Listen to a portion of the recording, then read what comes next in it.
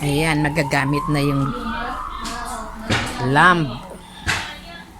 Gawa ng manugang ko. Iihawin dito sa nakuha namin sa dyan sa labas na itinapon na. Kapicturean ka post ka. Parang para sa inyan. Yeah, de. Ano yan? Para smoky. Ano yan? Ma-cover niya ang para. Ayan ang finished product. Wow. Thank you. Forget sa.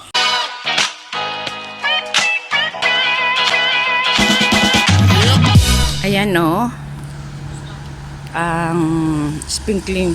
Ang dami, ang makalat lang. Yung mga kumuha dito hindi man lang tiningnan ng, hindi man lang inaayos nila ang pagkakaykay nila. Kaya dito, yearly, dito sa harap ng bahay ni na Johnny Bell, madumi talaga. Kasi yan ayan, hanggang yan, doon sa dulo. Tapos yung kalsadang yan hanggang doon. Punong-puno doon. Tingnan mo, wala nang madaanan ang pram. Kasi nga, ayan makalat. Ayan may bike pa. Yan, pala, dinudurog pati yan ng kumukuha ditong truck.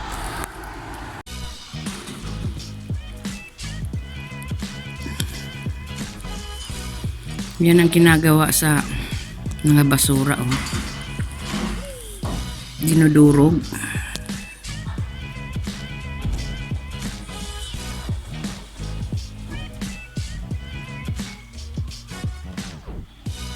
Yan, sofa bed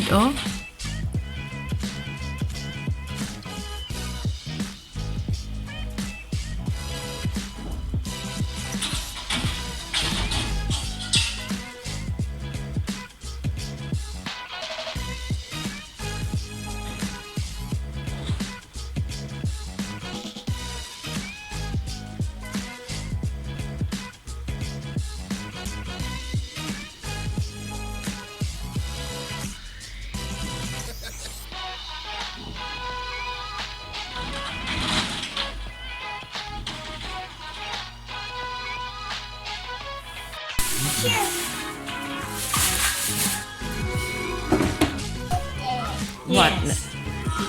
Here. Oh, no, finished product. Yummy.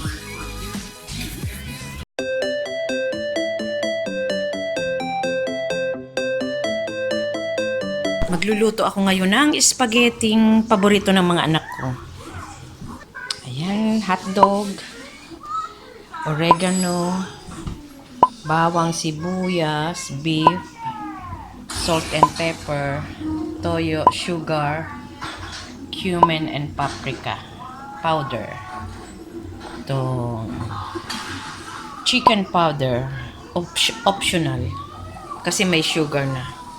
Mamaya pa yung tomato sauce. Bibili namin doon sa Filipino store kasi naubusan.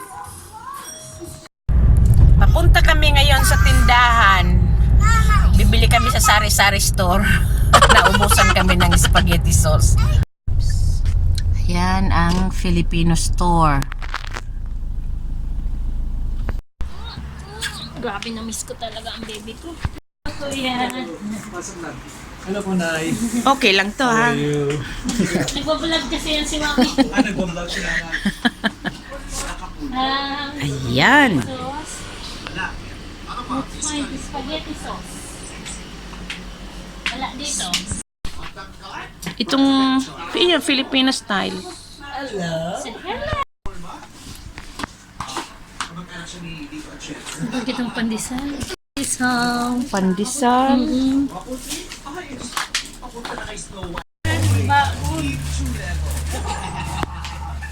Sabi spaghetti sauce lang bibilin. Ayan na naman Ano pa? What else scary? May boy bawang ka pa naman. Yay! Food. grated cassava, grated coconut meat. Ang pure food, ano, mayo lang talaga. Mayo. Walang pure food na. Natry ko na Pero yan, may mga longganisa, may tocino. ube. Yan, charoon. Okay, that's it. Last na po. Salamat. Nakalimutan din namin yung Next time we're gonna do it again, Nay. yeah! Ah, may freebie. Freebies, which one do you like? Pick one, pick, Pick one. one. Pick one. Okay, pick. Get it. Go get it. Wow, thank you. Say thank you po. Jesus, nahihiya pa din. Oh, meron tayong budget sa ganyan na. Galing ni Carrie. Oh, dito Carrie. Go.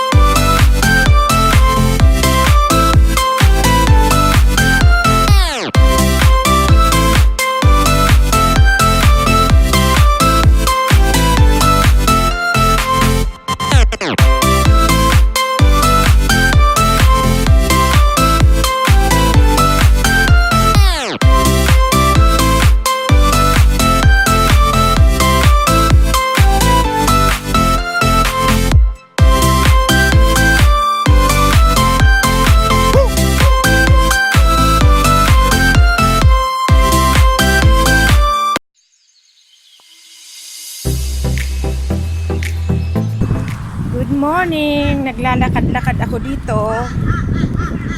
Friday kasi naghatid ako sa apo ko sa school, tapos nandun naman si Muset, yung hipag ng anak, yung kapatid ng manugang ko. Kaya may bantay sa bunso. Ngayon naglakad-lakad ako, gusto ko mag-exercise. Kahit hindi brisk walking, at least exercise pa rin, walking pa din. May dala-dala akong bag kasi dumaan ako dyan sa may Salvation Army. Nakabili ako ng Puma na shoes. Kasi Puma siya, $8 na lang. Ganyan ako, hindi na ako mayaman kaya mahilig ako sa mga bargain, sa mga sales. Ayan, papunta ako dyan. Doon, pagliko doon sa right, nandun ang bahay namin. Ngayon maglalakad-lakad ako, lalayo-layuan ko ang lakad ko para exercise. Dito hindi naman nakakatakot maglakad ng mag-isa kahit konti lang ang tao. Kasi mas naman dito mababa ang crime rate dito sa Australia, kaya hindi ako natatakot maglakad-lakad. Ganda naman dyan, oh. Nature na nature. Papasok nga ako dyan. Mag-explore. Pasensya na, hindi ko gamit ang gimbal. Naka-phone lang ako. Hindi ko gamit yung gimbal, yung pang-stabilize ng camera. Kasi wala naman kasi sa plano kung lalabas ako ngayong Friday. Nagkataon lang Friday. Gusto ko maglakad-lakad. Yan.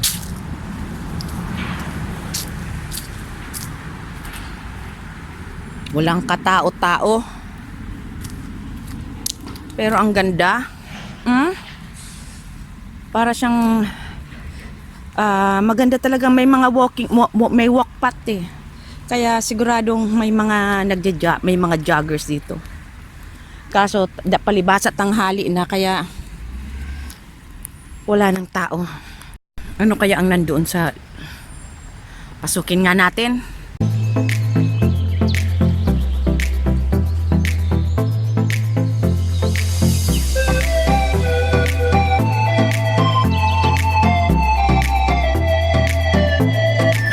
Medyo natatakot ako. Ano kaya ang balik na nga ako. Baka magka-problema pa kung nandun sa pag may kasama ako. Kanina dyan ako galing. Naglakad ako ng ganyan. Pumasok ako dito. Tatawid ako ng kalsada, kaya dito ako dadaan.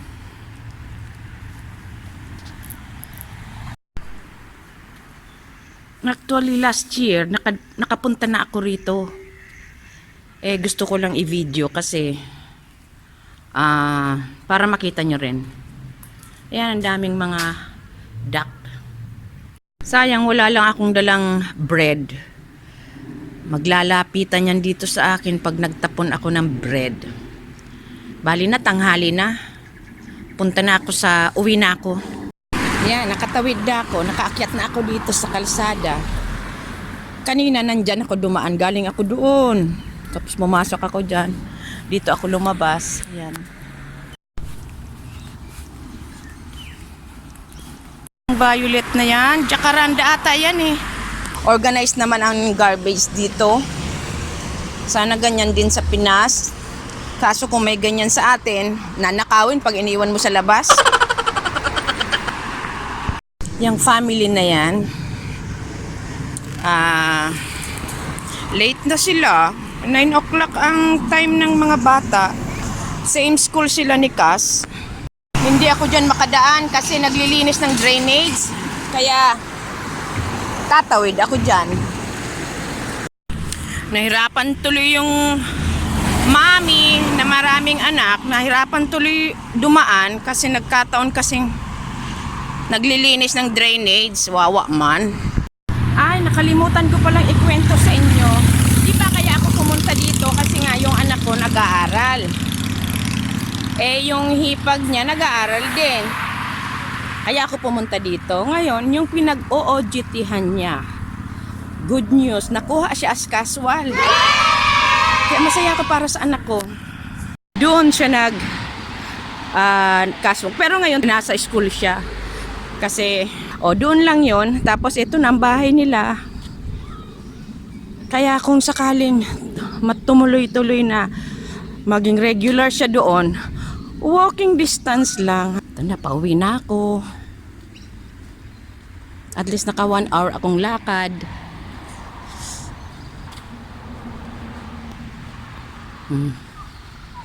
Tadaima.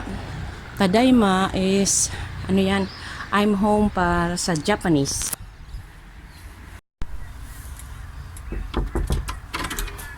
Hello. Hi. Hi, baby.